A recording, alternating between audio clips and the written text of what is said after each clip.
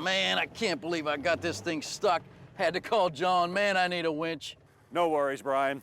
We're gonna make this so this never happens to you. Today on Tech Garage, we're gonna install a worn winch and we're gonna beef up the electrical system to handle it. Brian, let's get you back to the garage.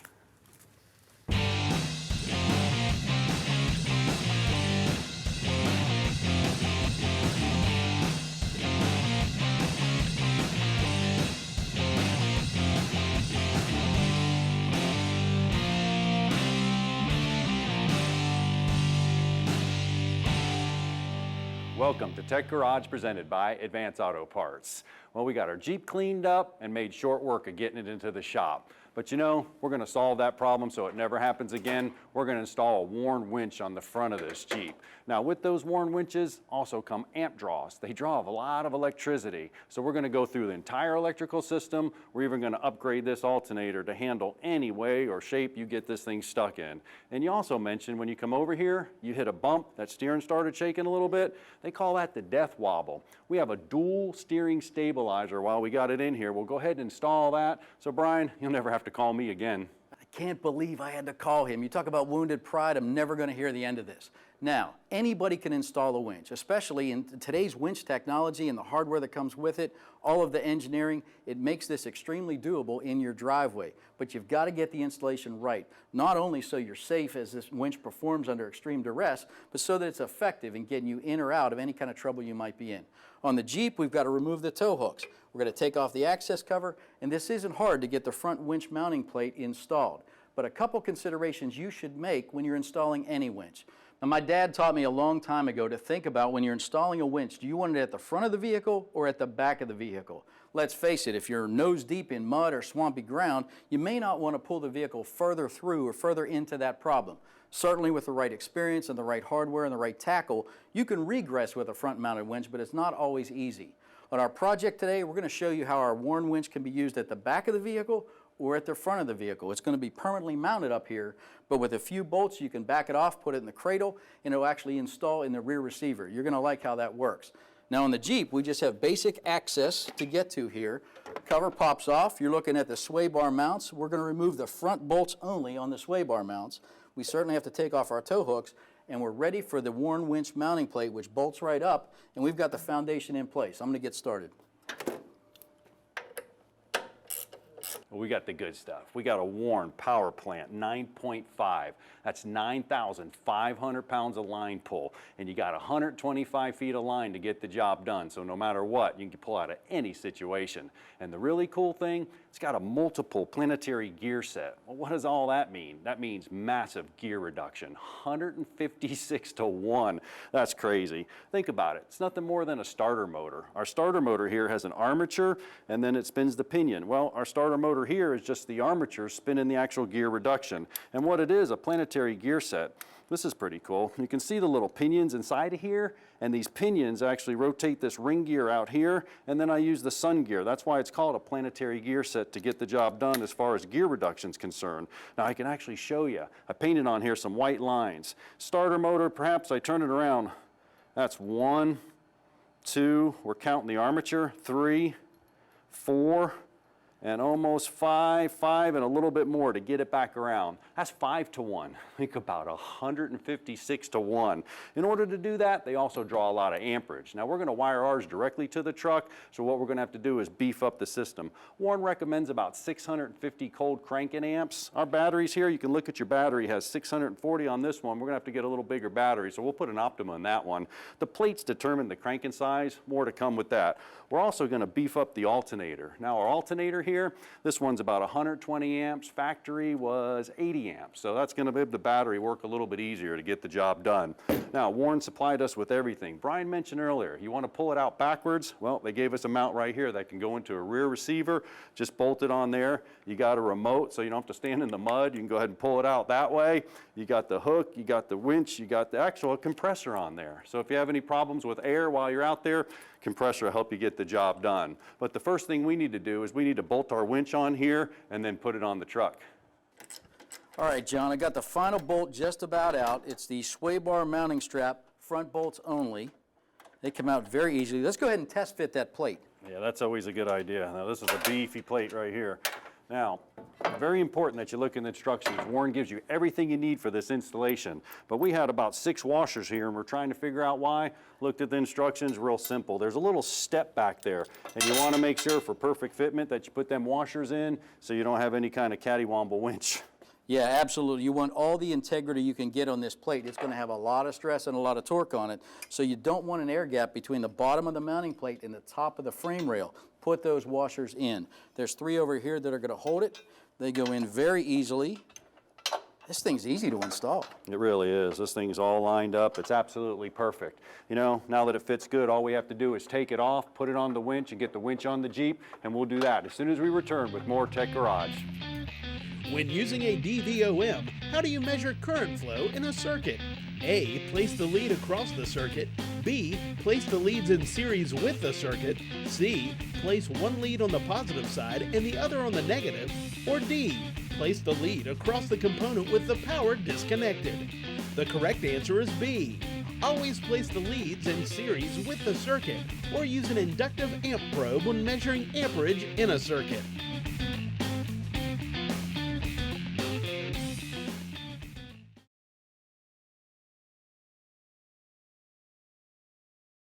This edition of Tech Garage, presented by Advance Auto Parts, is being brought to you by Optima Batteries, powering your passion. Stage 8, the world's best locking fastener. Steel Rubber, quality crafted rubber parts and weather stripping. And by Advance Auto Parts. Let's get you back to the garage. Welcome back to Tech Garage. You can see we've got the Warren winch mounting plate and the winch married up. 3 of the 4 bolts are in and they're torqued. You got to follow your torque specs here. You also want to follow the order of instructions in assembling this. You got to put the fair lead in first so you can get access to those bolts and get that good and tight and snug. Then the winch goes down into the cradle. Now I got to tell you, probably the most popular tool in the job so far today has been this extendable magnet. It allows me to get the square nut into tight quarters down here where it belongs. You can also see out to the side there, we've got a heavy gauge wire. So with the nut in place, the final bolt goes in, it grabbed. We'll torque this down properly. And the next consideration is the wiring. On our Jeep, Warren's provided us plenty of cable length here to get where we need to be. But if you have to modify or add to it for your vehicle, make sure you use the right gauge wire. It's critical not only for performance and safety of your system, your personal safety as well. Now there's a reason why Warren uses a wire this thick on that winch, and I got a good demonstration to show you why. Got some circuits laid right here on the board so you can actually see. This one here is fuse protected circuit number 1. And what I'm going to do is hook it up, and anytime you had a short circuit, which could happen with your winch, what's happening is the amps are going to bypass the actual circuit. They're going to run so fast it's actually going to blow this fuse right here. So if we watch this fuse and I touch this instantaneously, that's going to pop. That's good. That's the weakest link. That's not going to burn the actual circuit itself. Our next circuit, if we move over to it, well, this one's protected by a circuit breaker. Now, circuit breakers are a resettable device. It basically just going to open up with heat and then reclose. So I'll come over to this one here and I'll short it once again, and this is going to happen. You see the lights go out, but if you wait a minute, it's cooled down. Once it cools down, the lights come back on. Now, here's the example I was talking about with the winch and why it's so important to keep that wire in good shape, because this one here is a fusible link. And just imagine, this is the winch wire right here, and then you go ahead and put a little wire in the middle of it. Not a good idea. That's a fusible link. That's designed to burn, but even on the winch, that's going to burn with enough amp flow. And if I come over right here, and I go from here, and I short this out, now remember, our Optima here is pushing out 750 cold cranking amps. That's more than enough to do the job. Those amps are going to run so fast and so much that it's going to burn this link right in half, and that's the weakest link, and I'll show you how that works. You don't want that to happen on the Jeep. I think Brian's calling. I better head over. Before we set this winch in place, you want to put your spacer washers in place right on top of the sway bar mount. Got them stacked up right. Again, this is going to create level between the top of that bolt and the top of the bumper. That's important so we get a good fit. I got to tell you, this thing is a beast. You need a buddy to help you here. Hey, John, can you give me a hand? Because this thing is heavy and awkward. All right, let you take that. Got that? We'll see if we can get it. You ready? All right, I'm ready. 1, 2, 3. All right. So we don't have to final fit it right now. I'm going to go ahead and try to run these wires. All right, I'll hold it forward for you. You want to get the wires through the grill there? Yep.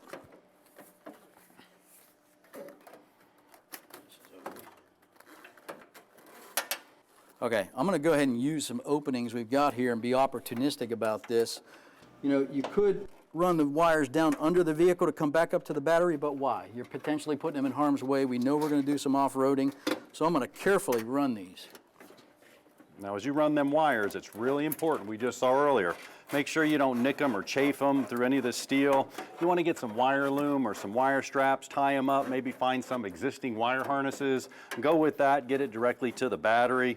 You saw what happened. If it hits metal, that's a direct short, you're going to cause a fire. Also, you want to keep it away from any heat source. Heat, well, that causes resistance, and this motor needs a certain amount of voltage and amps, and if you got resistance, you're not going to get that, and that's going to cause a problem. Boy, this thing really nice, right fits behind like the a glove. bumper guard. Yep, I'm just going to put these original hooks back on there, which is absolutely perfect. We'll go ahead and get this thing bolted up. Bolt drops right into place. And I love the fact that we can use the tow hooks we had on here. Exactly, it's looking good, real good. Now as I tighten this back up, we're going to show you the amp draw, and you don't want to miss that. We'll be right back with more Tech Garage presented by Advance Auto Parts. Adding mechanical load to an electrical circuit, A, decreases resistance, B, increases amperage, C, decreases amperage, or D, decreases voltage. Find out the answer when we come back.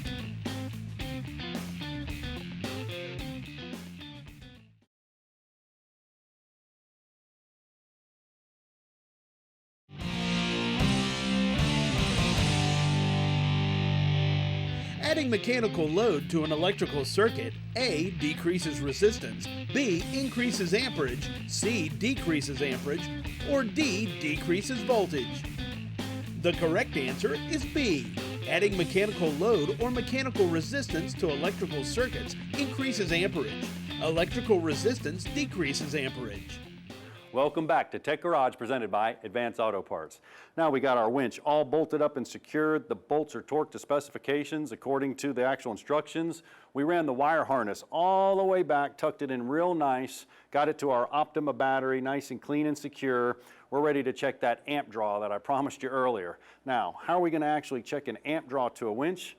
I got an idea. We got this old VAT40. Now, this is pretty cool because we can hook this up and we can watch the amps as we start pulling this. I'm going to take the positive lead to this VAT40, put the negative on first. That's even better. I'll put the negative on first, and then I'm going to come over here and I'm going to put the positive on. And then what I'm going to do is I'm going to take this amp probe and I'm going to put it around the wire that's going to the winch. Why? Because when I run the winch, the amps are going to run to the winch, and this machine here is going to count them. Now, keep in mind, this isn't stuck in any mud. We're just kind of freewheeling, and I secured it to a secure location on the other of the shop, at least I hope, because we're going to pull this forward, and as we pull this forward, watch right here on this dial. You can see here on the bottom, that's the scale we're looking at. Right below this 20 is 100 amps. Right below the 40 is 200 amps. Now, I'm suspecting this thing dragging along in the shop floor should draw anywhere from 100 to 200 amps. So I'm going to go ahead and run this, and you're going to see the amps that it's actually going to draw. Ooh, pulling it forward, drew about 200 amps, and that's just a freewheeling situation. And that is a great snapshot for just how much of an amp draw there is on this entire system. So the next logical step, and possibly one of the most undone elements of a winch installation, is a new alternator. We told you our factory alternator, the OE, is about 80 amps. This is almost 120 amps. Big difference, very meaningful step, and you shouldn't forget this. Now, before Brian installs that alternator, let's do a quick review. He said a little while ago, check what kind of alternator you have. Now, you may have one with a decoupler pulley. And what I did is I took a pick and I picked this top piece off right here, and I can look inside of here and I can tell it's going to need some special tools to get that pulley off. A decoupler pulley is like another tensioner. It's like a belt tensioner, but it's built into the alternator for smooth operation. You might be asking, well, what does an alternator do? Well, it converts mechanical energy of the engine into electrical energy. It's actually an alternator, AC current. So what's happening is right here I have a cool little demo. If I spin this, the actual inside is the rotor assembly, and it's spinning around and it's inducing a voltage into the stator, which is out here, and it's putting an AC voltage. Now inside the alternator, you have a rotor assembly and you have a stator. So what's happened is it's spinning, it's magnetically inducing a voltage into here, which is an AC. It's three-phase AC. So then we have to go through a rectifier process, we have to go through a diode trio. Any one of these right here, we can cut those into half-wave rectification or full-wave rectification, come out the back, and guess what? Go into the battery. Now, an alternator, why we're discussing the internals of the alternator, is it only supplies what the battery needs. Well, think about this for a minute. We upgraded that alternator, and why did we upgrade that alternator? Well, if it has to work a lot easier, it's a lot less gas mileage, it's a lot less strain, there's a huge magnetic field. So you got a voltage regulator that senses the voltage that's going in and it changes it. It changes it to low voltage or high voltage and creates this huge magnetic field. And I have a cool demo here I can show you. I'm going to take this Optima battery, I'm going to hook this up, and I'm going to create a magnetic field right here. Now each time I do that, I take that away, you see the spark. But this socket here, this weighs about a pound. This is a 1.25" socket. I'm gonna put that right here, and I'm gonna magnetize that. You can see it's stuck. You can do it again, put it right there. Well, what does that mean to you? Well, think about that. That's a magnetic field spinning inside of that stator assembly. If that battery's starving for voltage, he's gonna ask that alternator for more, and more. Bigger, bigger, bigger magnetic field. The rotor's connected to the belt, the serpentine belt's driven by the engine, there's more gas mileage. You add accessories, whatever you put on the car, the more alternator draw, the harder it's gonna have to work. So that upgraded alternator is gonna do the job, and that's what we need for our application. So after John's load test, I've disconnected the negative battery terminal so we can remove the original alternator. Now on the Jeep, very simple. There's a lower bolt and an upper bolt. Lower bolt's out. A couple turns I have this upper bolt out. And of course I release the tension on the serpentine belt so we can remove this. And there's just two connectors on the back of the alternator. Really couldn't be much easier. It's literally out with the old and in with the new high-performing, high-amp alternator. Goes right back in place. Real gentle here. I don't want to bend any brackets or break anything. I'm going to hang it with this upper bolt to get the weight off of it, and then I'll get the connectors back in place.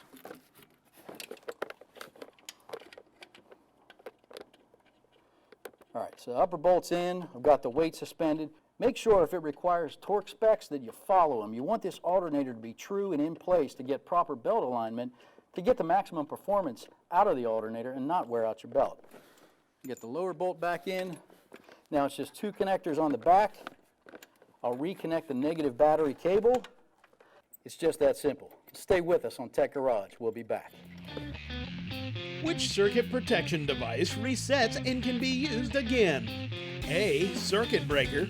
B. Blade type fuse. C. Fusible link. Or D. Glass fuse. The correct answer is A. Cycling type circuit breakers reset automatically when the bimetallic arm cools once the current stops.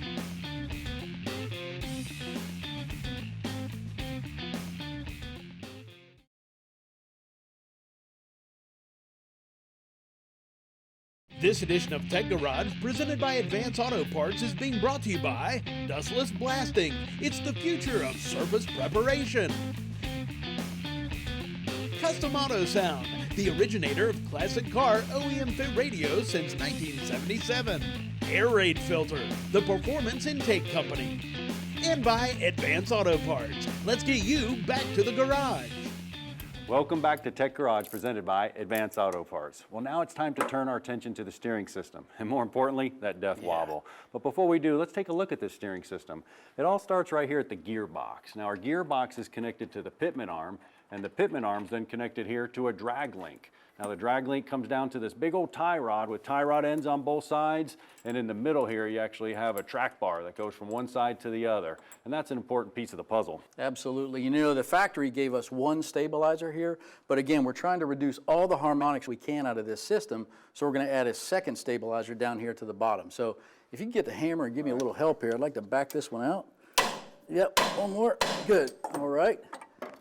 Out comes that stabilizer. I'm just going to transfer the bolt over into the top and get it reinstalled. Now while you do that, what we're trying to do is we're trying to stiffen everything up. You can see here our track bar, it goes across all the way to each one of the spindles, and it's steady, it's stable.